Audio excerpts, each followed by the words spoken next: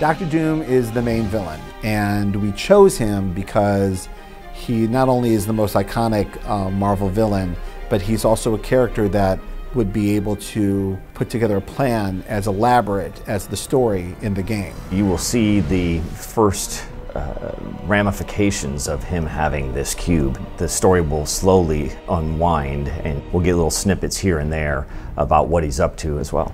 The opening chapters starts with some of the breakout at the Raft, the supervillain prison. They will see the forces working to break these villains out. They will get to fight a couple of these villains. Over time, the player realizes that his hero is being drawn into a deeper and deeper story, that what seems like a small isolated event is actually part of a much larger plot line. This is a story so large we probably couldn't even do it in the comic books without it taking like 75 issues. We really wanted to make this an authentic Marvel experience. We wanted to, make sure that that was seen in the game as well. All of our cutscenes are taking the form of these motion comics that are being written by Brian Michael Bendis, drawn by a variety of Marvel artists, and being voiced by voice actors who have played these characters in the past. I am Charles Xavier, and I have dedicated my life to educating and training mutants. In Marvel Heroes, what we were most excited about when we were creating the story was that it gave us this ability to create almost like a Marvel Universe travelogue. We've tried to weave in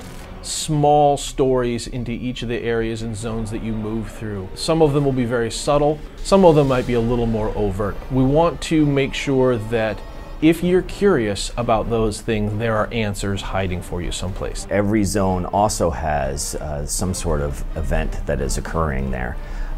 And some zones even have more than one event. In the beta here, the Electro attack is the first example of this, but this is just a sample of it. We have other tricks besides just kill the boss. There'll be a whole bunch of other techniques that we'll use for people to participate in these zone-wide events. It's clobbering time! Each of our characters has a huge pool of lines that they're going to be pulling from, upwards of 500 plus lines. So there's over 9,000 lines of dialogue in the game. Onward, comrade, to victory!